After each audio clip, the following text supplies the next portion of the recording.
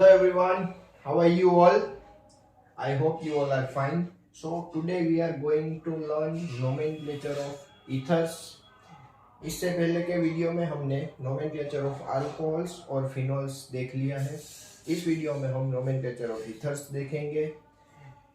तो अगर आपको ये वीडियो पसंद आता है तो मेरी चैनल को सब्सक्राइब जरूर कीजिए। अभी नई चैनल है इसलिए ग्रो होने में आप प्लीज़ मेरी मदद कीजिए। तो चलिए हम नोमेनक्लेचर शुरू करते हैं। पहले तो मैं ये बताता हूँ आपको कि ईथर्स किसे कहते हैं, इसके बाद हम नोमेनक्लेचर शुरू करेंगे। तो चलिए पहले देख लीजिए ईथर्स किसे कहते हैं। तो ये ईथर्स का एक कॉमन नेम में कॉमन स्ट्रक्चर में ईथर्स का ड्रॉ करता हूँ। ये देखिए आप, ये आर ओ और ये आर। इस ईथर्स दो टाइप के होते हैं, एक होता है सिमेट्रिकल ईथर्स होता है और एक अनसिमेट्रिकल ईथर्स होता है। तो मैं बताता हूँ सिमेट्रिकल की ईथर्स किसे कहते हैं और अनसिमेट्रिकल ईथर्स किसे कहते हैं। तो आप देखिए यहाँ पर दोनों, ये आर, इसका मतलब दोनों ही अल्काइल ग्रुप है। आर का मतलब मैंने अल्काइल ग्रुप यहाँ पे लिया हुआ है। यहाँ पे अल्काइल ग्रुप भी हो सकता है और एराइल ग्रुप भी हो सकता है, यानी कि एरोमेटिक हाइड्रोकार्बन्स की रिंग भी हो सकती है, दोनों हो सकता है। तो अल्काइल सिमेट्रिकल ईथर्स किसे कहते हैं और अनसिमेट्रिकल ईथर किसे कहते हैं। तो यहाँ पे ले लीजिए कि यहाँ मैंने इस आर की जगह पे मैंने मिथाइल ग्रुप लिया और इस आर की जगह भी मैंने मिथाइल ग्रुप ही ले लिया। तो ये दोनों साइड आप देख सकते हैं मिथाइल्स ग्रुप है, दोनों साइड मिथाइल्स ग्रुप है, इसलिए हम इसे कहेंगे सिमेट्रिकल ईथर्स, क्योंकि दोनों साइड सेम है। अब अनसिमेट्रिकल ईथर्स किसे कहते हैं। तो देखिए ये मैंने एक साइड मिथाइल ग्रुप लिया है और दूसरी तरफ अगर मैंने इथाइल ग्रुप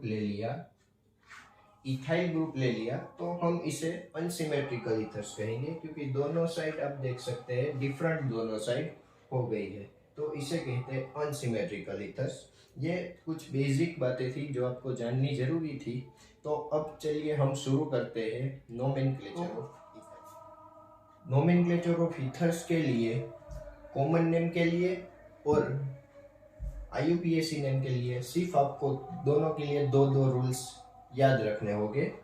उसके बाद आप बड़ी ही आसानी से इसका नोमेनक्लेचर कर सकोगे। तो वो क्या दो रूल है वो मैं बताता हूँ।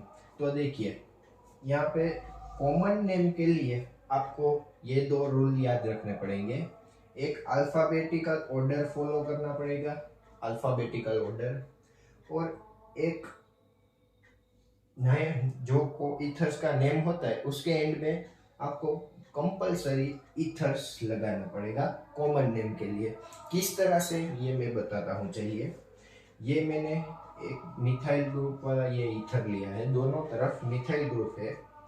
पहले मैं सिमेट्रिकल ईथर्स का आपको कॉमन नेम समझाता हूँ, बाद में हम अनसिमेट्रिकल ईथर्स का भी देखेंगे। ये दोनों तरफ मैंने मिथाइल्स ग्रुप लिए हुए हैं। इसका नोमेनक्लेचर कैसे करेंगे, पहले हम ये कॉमन नेम देखते हैं इसका। तो ये मिथाइल है और ये भी मिथाइल है, दो मिथाइल हो गए। अभी दो मिथाइल्स के लिए आपको डाई यूज करना पड़ेगा, यानी कि डाई मिथाइल, दो है इसलिए डाई मिथाइल,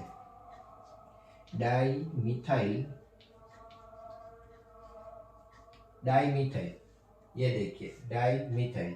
और ईथर मैंने जो यहाँ पे कहा था कि हर नेम के एंड में ईथर कंपलसरी आता ही है, इसलिए यहाँ पे ईथर। तो ये इसका कॉमन नेम कंप्लीट हो गया, बिल्कुल सिंपल तरीके से इसका कॉमन नेम हो गया। आई होप आपको सबको समझ में आया होगा। अभी इसका कॉमन नेम हम देखते हैं किस तरह से। ये देखिए C6H5, ये मैंने एक एरोमेटिक बेंजीन की रिंग ली हुई है। तो चलिए देखते हैं C6H5। तो इसको हम फिनाइल कहेंगे, इसको हम कहेंगे फिनाइल। और ये दो है इसलिए इस यहाँ पे जैसे किया इसी तरह से डाई फिनाइल और ईथर, जैसे कि मैंने यहाँ पे रूल कहा था ether diphenyl ether. Common name के लिए ये हो गया, ठीक है। ये जो रूल है अल्फाबेटिकल वाला, वो हम अनसिमेट्रिकल ईथर के नोमेनक्लेचर में यूज करेंगे। ये वाला रूल कॉमन नेम के सिमेट्रिकल ईथर में यूज होता है। वो मैं आगे आगे बता चल जाऊंगा, बिल्कुल चिंता मत कीजिए। अभी ये IUPAC नेम देखते हैं हम। IUPAC नेम के लिए भी मैंने यहाँ पे 2 ही नियम दिए हुए हैं। बिल्कुल सिंपल नियम है, आपको आसानी से याद रह जाएंगे। पहला तो नंबर ऑफ कार्बन, ये अनसिमेट्रिकल ईथर्स में यूज होगा। नंबर ऑफ कार्बन्स वाला सिमेट्रिकल ईथर्स में इसका नहीं यूज होगा। सिमेट्रिकल ईथर्स में इसका हम यूज करेंगे। तो ये देखिए ऑक्सी, ये देखिए कि मिथॉक्सी, इथॉक्सी, इस तरह से हर नेम के एंड में ऑक्सी लगेगा इसमें। चलिए यहाँ पे देखते हैं, आपको एग्जांपल से समझ में आएगा। अभी ये देखिए, अभी एक ऑक्सीजन को मीथेन के साथ ले लेते हैं और एक मीथेन को अकेला रखना है। हर नोमेनक्लेचर में ऐसा करना ही है। तो इसमें हो जाएगा मिथॉक्सी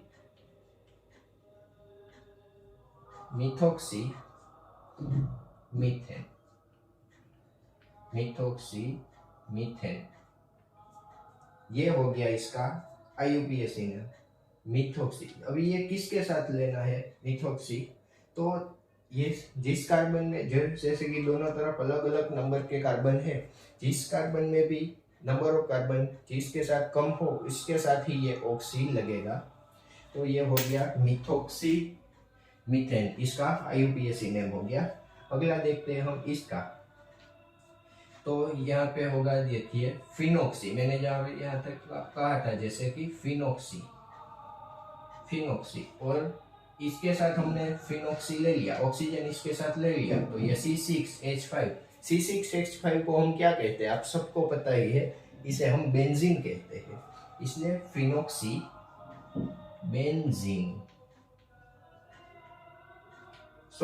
ये हो गया इसका IUPAC नेम, बिल्कुल सिंपल है। आई होप आप सबको समझ में आएगा। चलिए अब हम देखते हैं अगले का एग्जाम्पल नंबर 3 देखते हैं। इसमें पहले हम कॉमन नेम देखते हैं। तो कॉमन नेम के लिए, जैसा कि मैंने बताया था, आपको अल्फाबेटिकल ऑर्डर फॉलो करना है। जैसे कि इसका नेम होगा मिथाइल, इसका नेम होगा प्रोपाइल। तो मिथाइल में शुरुआत इनिशियल लेटर क्या है, M है, और प्रोपाइल में इनिशियल लेटर क्या है, P है। तो अल्फाबेटिकल में देखिए आप कि M पहले आता है या P पहले आता है। तो अल्फाबेटिकल में M पहले आएगा, आप देख सकते हैं M पहले आएगा। तो हम पहले मिथाइल का नाम लिखेंगे और बाद में हम लिखेंगे प्रोपाइल का नाम। तो इस तरह से इस रूल का फॉलो होता है, आपको समझ में आया होगा। तो चलिए लिखते हैं, जैसे कि कॉमन होगा मिथाइल प्रोपाइल, और लास्ट में जैसे कि ये दूसरा रूल है ईथर। तो ये इसका पूरा नाम हो गया, बिल्कुल सिंपल है। और अब देखते हैं, चलिए IUPAC नेम भी इतना ही आसान है। चलिए देखते हैं। IUPAC में मैंने कहा था कि ये नंबर ऑफ कार्बन में ये ऑक्सी, मैंने कहा था उसी के साथ लगेगा जिसका नंबर ऑफ कार्बन कम होगा। तो यहाँ पे 3 कार्बन है, यहाँ पे 1 ही कार्बन है। तो ऑक्सीजन, आपको समझ में आएगा कि ऑक्सीजन CH3 के साथ लगेगा। इसलिए हम यहाँ पे लिखेंगे मिथॉक्सी और प्रोपेन, प्रोपेन, है ना। बिल्कुल आसान है, आपको समझ में आ गया होगा, बिल्कुल आसान है। अभी आप इसका एग्जाम्पल 4 का देखते हैं। चलिए, यहाँ पे फिनाइल है और यहाँ पे मिथाइल है। अल्फाबेटिकल में मिथाइल ही पहले आता है और फिनाइल बाद में आता है। इसलिए हम यहाँ ये मिथाइल, फिनाइल और ईथर, ये हो गया इसका कॉमन नेम। ये दोनों रूल अगर आपको याद हो तो आपको बिल्कुल भी इसके कॉमन नेम में सोचने की जरूरत नहीं पड़ेगी। चलिए अब IUPAC नेम देखते हैं। IUPAC नेम में मैंने कहा था कि जिसके साथ नंबर ऑफ कार्बन्स कम होंगे उसके साथ ये ऑक्सी लगेगा। ये दोनों रूल्स के अनुसार। तो इसका यूपीएससी नेम होगा मिथॉक्सी बेंजीन।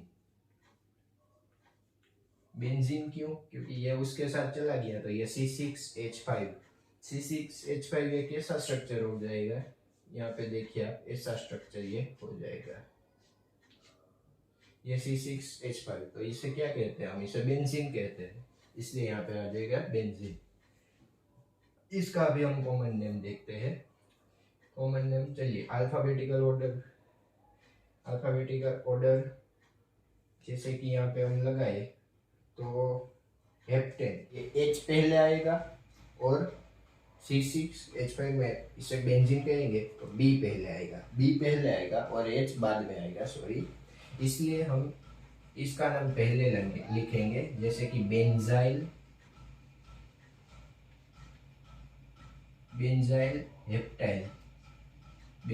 हेप्टाइल और ईथर, बेंजाइल हेप्टाइल ईथर, ये दोनों ये रूल्स से यहाँ पे लगाए हुए हैं। आईयूपीएसी नेम देखते हैं। तो आईयूपीएसी नेम में मैंने नंबर ऑफ कार्बन को फॉलो करने के लिए कहा था। दोनों में नंबर ऑफ कार्बन इसके साथ कम है। देखिए यहाँ पे 6 कार्बन से यहाँ पे 7 कार्बन है, ये 6 और ये 1, इसलिए यहाँ इसके साथ ऑक्सी लगेगा, इसलिए इसका नाम हो जाएगा फिनॉक्सी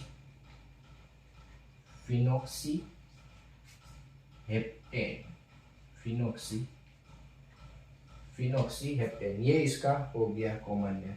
चलिए अब लास्ट के 2 एग्जांपल हम भी देखते हैं। इसको हम कहते हैं फिनाइल, इसका कॉमन नेम हो जाएगा आइसोपेंटाइल, ये आपको शायद पता ही होगा। तो इसका चलिए कॉमन नेम देखते हैं, ये होगा फिनाइल